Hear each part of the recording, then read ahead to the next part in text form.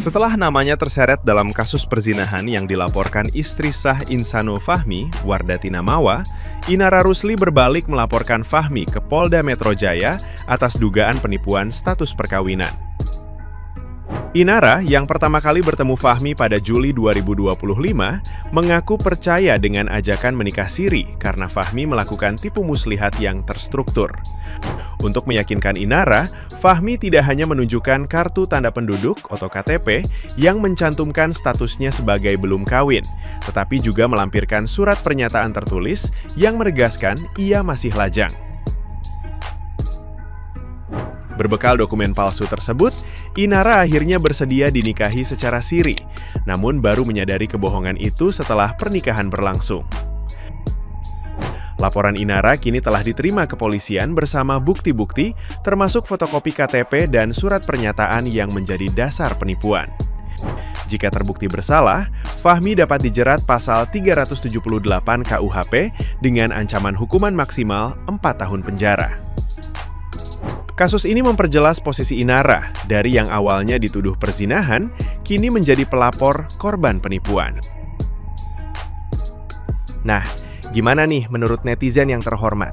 Silahkan berkomentar ya. Maaf nih guys, aku kan nggak ngerti hukum ya. Yang dimaksud Farhan Abbas mengenai pencemaran nama baik itu dari pencemaran nama baik itu yang mana gitu kan? Kan Mawa itu kan punya barang bukti CCTV 2 jam itu kan. Yang waktu itu nggak ada yang kata-kata pernikahan siri, jadi dianggaplah itu CCTV itu barang bukti perzinahan gitu. Bener nggak sih? Kok tiba-tiba jadi pencemaran nama baik gitu kan? Aku bingung, tapi nggak apa-apa lah, aku bakal ikutin terus kasus ini, soalnya seru, tahu nggak sih? Maksudnya seru, banyak orang-orang yang kayak alumni pengacara itu pada ikut campur gitu, dan gongnya lagi ikut campurnya itu pada kayak ngebelain Inara gitu loh guys. Jadi udahlah. Kalau kataku mah, kalau kasusnya Inara sama Isanul itu kayak kasusnya Vicky Prasetyo. Dulu kan mereka hampir tunangan ya, Vicky Prasetyo sama Gotik ya. Terus viral karena mewah banget itu tunangannya. Terus ada yang DM Gotik kalau cowok ini tuh red flag, dan akhirnya abis itu karena viral Vicky Prasetyo ditangkap polisi. Nah, itu kan akhirnya memutuskan untuk pisah ya. Cuman bedanya kalau Gotik kan masih single. Nah, kalau Inara kan mohon maaf sudah pisah sama mantannya. Dan ini Isanul juga ngakunya sudah cerai sama istrinya gitu. Jadi dihujat lah, sampai akhirnya terjadi hubungan seperti itu ya, makin dihujat. Tapi sebenarnya ya mereka itu sepertinya korban karena ditipu sama cowoknya ini, kayak Vicky Prasetyo. Halo Bang Im, tunai sudah ya Bang, tugasku ya Bang, klarifikasi ya Bang. Iya Bang, di roasting pula aku sama si mata belang, makin dihujat lah aku. Iya, udahlah Bang, anyepin aja lah, namamu kan udah naik sesuai target kita ya kan. Tadinya orang nggak kenal kamu Bang, sekarang udah pada kenal, ya kan? Iyalah Bang, target menaikkan, ya personal brandingmu berhasil kan Bang? Iya, tinggal kau atur aja lah bisnis-bisnismu itu. Hah? Tugasku belum selesai Bang? Apalagi sih Bang? Kurang hujatan apa lagi? Laporan ke polisi? Aku ngelaporin kamu ke polisi? Buat apa Bang? Oh, untuk bersihin namaku? Oh gitu. Oh, anti klimaks gitu maksudnya. Oh, ya udahlah Bang. Tapi nanti aku di roasting lagi sama si mata belang Bang. Iya. Hah? Pakai masker? Oh ya udah deh. Oke. Terakhir ya Bang, ini ya Bang. Anti klimaks nih. Udah nggak ada skrip lagi kan Bang? Udah kan? Oke Bang. Nah. Kalau rekaman CCTV tersebut tidak memuat konten asusila, lalu yang dikhawatirkan apa? Hingga harus melakukan upaya hukum terkait isi rekaman dari CCTV tersebut. Yang dikhawatirkan apa? Dengan melakukan upaya hukum terkait CCTV, pastinya ada hal-hal yang dianggap mengkhawatirkan. Karena apabila benar-benar tidak ada yang dikhawatirkan terkait konten asusila, seharusnya tidak perlu melakukan upaya hukum. Kalaupun upaya hukum yang dilakukan terkait illegal access, pertanyaannya, apakah hal tersebut bisa dibuktikan secara faktual apa tidak? Karena permasalahan, apabila yang disangkakan tersebut kepada mantan suaminya, namun nyata-nyatanya mantan suaminya memiliki password, maka dapat diartikan mantan suaminya memiliki akses terhadap CCTV tersebut, dan mantan suaminya tersebut memiliki legal standing untuk mengakses CCTV tersebut, maka tidak bisa dikatakan illegal access. Maka upaya hukum terkait illegal access yang ditujukan sangkaannya kepada mantan suaminya akan gugur, akan terbantahkan.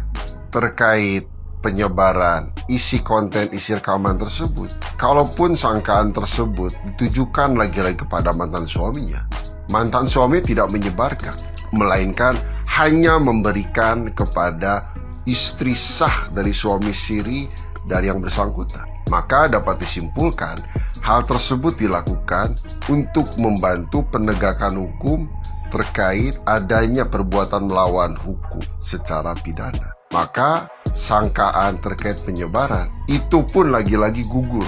Sangkaan tersebut terbantahkan. Maka apabila upaya hukum terkait sangkaan illegal access maupun penyebaran isi rekaman CCTV tersebut tidak dapat dibuktikan secara faktual, maka suka tidak suka akan berdampak hukum dan memiliki konsekuensi hukum. Dan hal tersebut pun dimungkinkan mantan suami yang bersangkutan untuk melakukan pelaporan balik dan lain sebagainya. Inilah yang dinamakan terjebak jebakan Batman. Salut banget sama keberaniannya Cek Inara. Cek Iin berani banget muncul ke publik dengan dua pengacara. Kalian udah nonton yang ini? Beda sama si Jule ya. Si Jule sampai sekarang belum klarifikasi tuh. Di konferensi pers yang ini, Mbak Inara membenarkan bahwa adanya hubungan dengan Insanul Fahmi. Menurut versinya Mbak Inara itu dikenalkan dengan Insanul Fahmi oleh temennya dari istri sah yang berinisial AQ. Nah benar, bulan Juli, perkenalannya itu di bulan Juli ya, awal mulanya itu pure karena komunikasi bisnis. Namun lama-kelamaan mereka sering curhat, sering ketemu, sering meeting di rumahnya Inara, maka terjadilah bumbu-bumbu cinta. Nah di situ si Insanul Fahmi mengajak Inara untuk ta'aruf dan menjanjikan Mbak Inara menikah di tahun 2026. Namun, karena Insanul Fahmi ini mengatakan bahwa daripada kita zina selalu ketemu, meeting bareng, selalu berhadap-hadapan seperti ini, daripada timbul fitnah, timbul perzinahan, maka ya udah kita nikah siri aja dulu. Nah, disitulah Mbak Inara mau untuk nikah siri. Mbak Inara juga mengaku bahwa Insanul Fahmi ini awal mulanya mengaku lajang atau single, dan Mbak Inara juga mengecek ke Instagram, oh iya foto-fotonya kok lajang, nggak ada foto istri, nggak ada foto anak. Disitulah yakin, dan Insanul Fahmi ini mengenalkan Mbak Inara ke keluarganya. Terjadilah tuh nikah siri di tanggal 7 Agustus.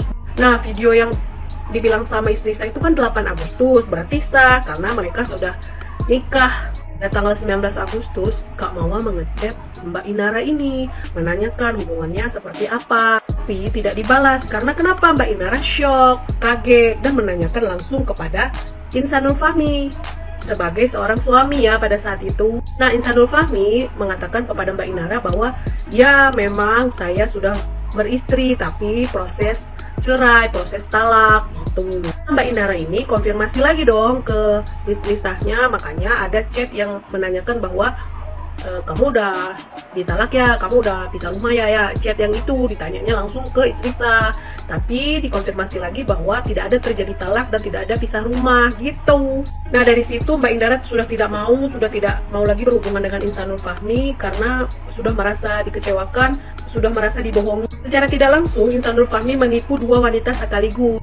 Dia menipu istri sah, bilangnya Mbak Inara mau jadi istri kedua, mau poligami. Mbak Inara mau masuk dalam kehidupan rumah tangga mereka, minta izin poligami sama istri sah. Nah kan yang salah siapa ya coba? Lakinya, nafsu. Emang aja dia nafsu lihat Inara, mata keranjang emang. Dasar lu musang birahi lu, Insanul Fahmi lu musang birahi lu. Ngomong sama Mbak Inara mau diceraiin istri lu, sedangkan ngomong sama istri sah lu bilangnya Mbak Inara yang mau masuk dalam kehidupan kalian. Dasar lu. Sinting.